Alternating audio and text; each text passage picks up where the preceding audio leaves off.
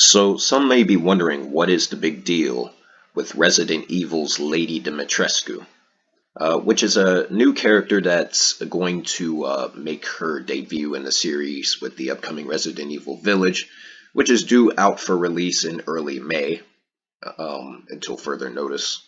And Lady Dimitrescu has been well received, to put it mildly. A lot of people are really loving this character, and there's been a lot of support. There's been memes. There's been various fan art created for this character, which is pretty impressive considering that the game is unreleased. The game that she appears in is unreleased, and other developers have taken notice of this. And not only that, but the actual art director on Resident Evil Village has even responded to the overwhelming positive reception of Lady Dimitrescu and the daughter characters along with her via Twitter, in which he states the amount of attention that the characters have received is a lot more than what they anticipated. And basically, these characters have become the mascots of Resident Evil Village. Not to what Capcom, I'm sure, was going for, but there's been a lot of comments on the internet that have pointed out to the fact that Capcom, all they're doing is just appealing to the inner fetishes of their fan base, the Resident Evil fan base in particular. I think there's a lot more that's going on with this than meets the eye, which is why I'm making a video on it. So, Lady Dimitrescu is, she's a 9 foot tall, 9 feet tall, 6 inches, as Capcom recently confirmed, woman, with big breasts, thick, has a MILF type of look, an older, more mature aesthetic. So you immediately have to wonder, is there more to the character as far as why people are responding in a more positive fashion towards this character? If you look at the actual trailers for Resident Evil Village, and you look at the very short appearance that the character makes at the end of the Maiden demo, which was released exclusively to the PlayStation 5, you'll see that Lady Dimitrescu is actually, well, first of all, she shares some common similarities with older villains and older monsters in the series, particularly any of the tyrants or whatever from earlier in the series, such as Tyrant himself, Mr. X, and Nemesis. Those characters, even though they're monsters, they clearly appear to have a masculine build, very broad, shoulders, the thick arms, and big chest, and just masculine appearance of their aesthetic.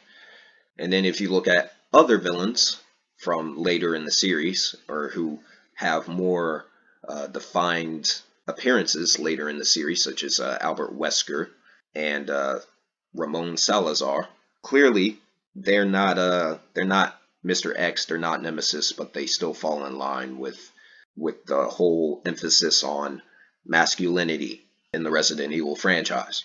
And then the one prominent female villain that we did get with Resident Evil 7, with the Marguerite character, she was still accompanied by other characters who were her family members. She really was controlled by the real threat, which was Evelyn, in that particular game.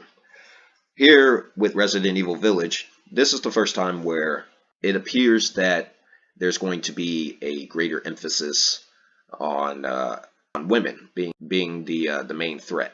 In a way, that's exciting because it's something that's not really been done before with Resident Evil. And then there's with Lady Dimitrescu in particular, we know that she answers to someone named Mother Miranda, as she reveals in one of the cutscenes that Capcom put in one of the trailers. Winters has escaped that fool Heisenberg.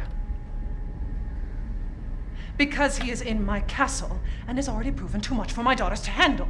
When I find him... No, Mother Miranda. Yes, of course, I understand the importance of the ceremony. I won't let you down. So clearly this character is going to have a very important role in this upcoming game. Now, as I stated in the last video, which was a discussion video, as I stated in that video, when it comes to Lady Dimitrescu, the best thing that Capcom did was actually make her tall, because that makes her intimidating. Tall women, like really tall women, it's not very common to come across women who are like super tall. So, her height does give her a certain elegance with, the beauty of the character, but also it makes the character terrifying. And we also know that because of the end of the Maiden demo that she can shapeshift at will. So we finally meet.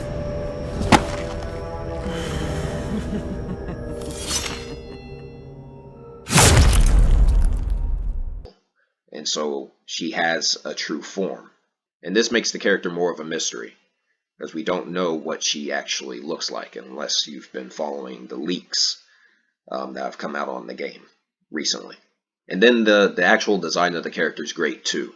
It fits the setting, the dress that she wears. A choice to make her dress white was also a good choice, because at first glance it does appear that she is someone you could trust, right? Someone who isn't a threat until you actually get closer. And the choice for her dress to actually cover her body is a big thing. That's a big deal. Capcom's been getting better and better at representing their female characters. They did a great job for the redesigns of Jill Valentine and Claire Redfield, to where you don't lose the the beauty aesthetic of the characters, but at the same time you can take them more seriously, and they're just not glorified eye candy. They've gotten a lot better at that, which is great because Capcom's a Japanese company. At the end of the day, these are Japanese games, and the Japanese are not known for making female characters like this, for designing female characters that are more composed and held back when it comes to their more defined assets on the sexual level. And all in all, this is just fantastic character design. What they've done with this character is great. I already like Lady Dimitrescu. I like the daughter characters as well. I'm interested to see what the story is with those characters. They just add to the overall mysterious nature of the village setting in Resident Evil Village. This is one of the reasons why I'm looking forward to the game as much as I am, is because clearly, similar to Resident Evil 7, Capcom is continuing the tradition of placing an emphasis on characters. And I'm very interested to see where they where they go with Lady Dimitrescu in particular. The mysterious nature of her character in general, the overall design of her character, from her dress to her height to her shape-shifting ability. A lot of people are looking forward to the character for all these reasons and then some. And this character is just providing something new that hasn't been done in the Resident Evil series. Going back to some of the earlier bosses in the series, particularly with Mr. X, Tyrant, and Nemesis. As fun as those characters are, they really are just the big monster that you run away from and then at the end of the game have to, take out. And that really was the case for Resident Evil for a long time, with the exception of Albert Wesker. It wasn't until Resident Evil 7 that we actually got more emphasis on character development, and the villains actually became more important compared to earlier villains in the series. And with Lady Dimitrescu in particular, we know that she occupies Castle Dimitrescu, which is where she gets her name from. And we know that the castle is traced back to the 15th century. And we know that Alcina Dimitrescu, who is Lady Dimitrescu, her first name's Alcina, we know that she makes a wine, which she calls Sanguis Virginis, which means maiden's blood. And based off of what happens in the actual maiden demo, which is, in that demo you're playing as one of these maidens who clearly was kidnapped and thrown into a dungeon to be sacrificed, later, I guess, exhumed to be used as an ingredient for this wine that Alcina makes. Clearly, this is something that she's been doing for a very long time, and this might also play into why Ethan's daughter was taken, and why Ethan goes to the village, to retrieve his daughter in the first place. It could point to the fact that Ethan's daughter is intended to be used as some kind of sacrifice from the occupants of the village. And so, you can appreciate these characters, these newer characters, on a more defined level compared to earlier villains in the series. Like I said, I'm looking forward to seeing what they do with her.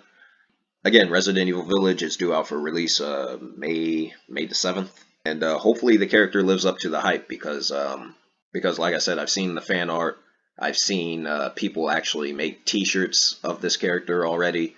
I've seen women cosplaying as the character on the internet.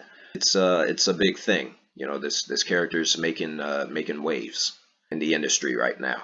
Hopefully the character lives up to the hype. Ethan Winters, you escaped my little brother's idiot games, did you? Let's see how special you